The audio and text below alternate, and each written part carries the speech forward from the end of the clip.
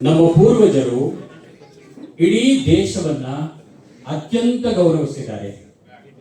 ತಮ್ಮ ಕಾವ್ಯಗಳಲ್ಲಿ, ಕೃತಿಗಳಲ್ಲಿ ಅವರು ಈ ಭಾರತ ಮಾತೆಯ ಬಗ್ಗೆ ಅತ್ಯಂತ ಪ್ರಾಮಾಣಿಕವಾದಂತಹ ಮಂತ್ರಗಳನ್ನು ಬರೆದಿದ್ದಾರೆ. ಅವರೆಲ್ಲರ ಆಶಯದಂತೆ ಭಾರತೀಯತೆಯನ್ನ ಏಕತ್ವದಲ್ಲಿ ನೋಡೋದಕ್ಕೋಸ್ಕರ ಒಂದು ಗೀತೆಯನ್ನು ಆಲಿಸೋಣ. ಅದು ಸಾಮರಸ್ಯಂ.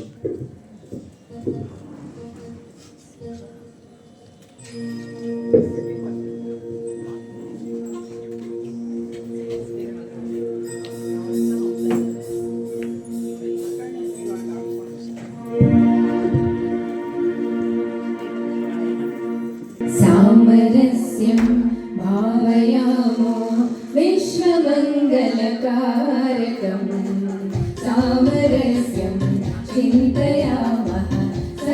ಇಷ್ಟವಾದ ಗೀತೆಗೆ ಧ್ವನಿಯಾದಂಥ ಕಲಾವಿದರಿಗೆ ಧನ್ಯವಾದ. ಶ್ರೋತೃಗಳಾಗಿ ಕೂತು ತಮಗೆಲ್ಲರಿಗೂ ಕೂಡ ಧನ್ಯವಾದ. ಯೋಧರಿಗೆ ನಮನಗಳನ್ನು ಸಲ್ಲಿಸಿದ್ವಿ, ಭಾರತಿಗೆ ನಮನಗಳನ್ನು ಸಲ್ಲಿಸಿದ್ವಿ, ಜ್ಞಾನ ಸರಸ್ವತಿಗೆ ನಮಸ್ಕಾರಗಳನ್ನು ಮಾಡಿದ್ವಿ, ವಿದ್ವಾಂಸರಿಗೆ ಅಭಿನಂದನೆ ಮಾಡೋ ಕಾರ್ಯಕ್ರಮ. ಅದಕ್ಕೆ ಮೊದಲು ಸಂಸ್ಕೃತ ಭಾಷೆ ಕಷ್ಟ ಅಂತ ಅಂದ್ಕೊಂಡವರಿಗೆ ಒಂದು ಕಿವಿ ಮಾತು. ಯಾರು ಹೇಳಿದ್ದು ಸಂಸ್ಕೃತ ಭಾಷೆ ಕಷ್ಟ ಅಂತ? ಎಷ್ಟು ಸುಲಭವಾಗಿದೆ. ನಮ್ಮ ಈ ಮಕ್ಕಳನ್ನು ನೋಡಿ, 150 ಜನ ಬಂದಿದ್ದಾರೆ ಇವತ್ತು. ಸಂಸ್ಕೃತ ಭಾಷೆನ ತಗೊಂಡು ಒಂದು ಚಿಂತನೆ ಮಾಡೋಣ. ಒಬ್ಬ ಯೋಧ ನಮ್ಮ ಎದುರುಗಡೆ ಹೋಗ್ತಾ ಇದ್ದಾರೆ ಅಂತಂದ್ರೆ ಅವರನ್ನು ನಿಲ್ಲಿಸಿ ಅವರಿಗೊಂದು ನಮಸ್ಕಾರ ಕೊಟ್ಟು ಮುಂದಕ್ಕೆ ಹೋಗೋಣ. ಇದೊಂದು ಭಾವನಾತ್ಮಕವಾದ ಅಂಶ. ಅಷ್ಟೇ ಅಲ್ಲ, ನಮ್ಮ ಮುಂದಿನ ಪೀಳಿಗೆಗೆ, ನಮ್ಮ ಮುಂದಿನ ಯುವ ಜನಾಂಗಕ್ಕೆ ಇದೊಂದು ಪಾಠವನ್ನು ಹೇಳೋಣ.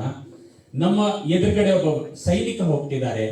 ಆ ಸೈನಿಕನೇ, ಆತನ ತ್ಯಾಗದಿಂದಾನೇ ನಾವಿವತ್ತು ಬದುಕಿದ್ದೀವಿ, ನಾವಿವತ್ತು ಕ್ಷೇಮವಾಗಿದ್ದೀವಿ ಅನ್ನೋ ಕಾರಣಕ್ಕೆ ಆತನಿಗೊಂದು ನಮಸ್ಕಾರ ಮಾಡೋಣ ಅನ್ನುವ ಭಾವವನ್ನ, ಅನ್ನುವ ಚಿಂತನೆಯನ್ನ ನಾವು ಈ ಯೋಧರಿಗೆ ಕೊಡೋಣ. ಇವರು ಅಂತಲ್ಲ, ಮೈಸೂರಿನಲ್ಲಿ 5,000 ಜನ ಯೋಧರಿದ್ದಾರೆ, ನಿವೃತ್ತ ಯೋಧರಿದ್ದಾರೆ.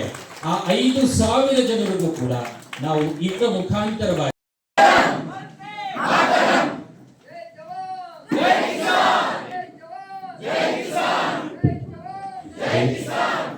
ದಯವಿಟ್ಟು ಎಲ್ಲರೂ ಕೂತ್ಕೊಳ್ಳಿ. ಈ ಭಾವನಾತ್ಮಕವಾದ ಕೊಡುವಂತಹ ಕಾರ್ಯಕ್ರಮದಲ್ಲಿ ಭಾಗಿಯಾದಂತಹ ತಮಗೆಲ್ಲರಿಗೂ ಕೂಡ ಧನ್ಯವಾದಗಳನ್ನು ಹೇಳ್ತಾ, ನಿಮ್ಮೆಲ್ಲರ ಪರವಾಗಿ ನಾನು ಇವರೆಲ್ಲರಿಗೆ ಪಾದಾಭಿವಂದನೆ ಮಾಡುತ್ತೇನೆ. ತಮ್ಮ ತಮ್ಮ ಭಾವನೆಗಳನ್ನು ನನಗೆ ಹಂಚಿ ನಾನು ಅದನ್ನು ಅವರಿಗೆ ಕೊಡ್ತಾ ಇದ್ದೇನೆ.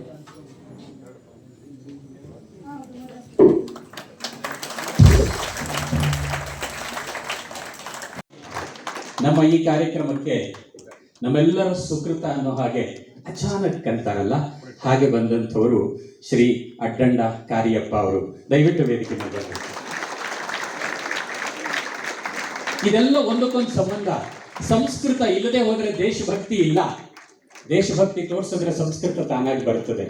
ದಯವಿಟ್ಟು ತಾವೆಲ್ಲ ವೇದಿಕೆಗೆ ಬಂದು ಈ ಗಣ್ಯರನ್ನ ಅಭಿನಂದಿಸಬೇಕು ಅಂತ ಕೇಳ್ಕೊಳ್ತೀನಿ. ಈಗ ಶ್ರೀ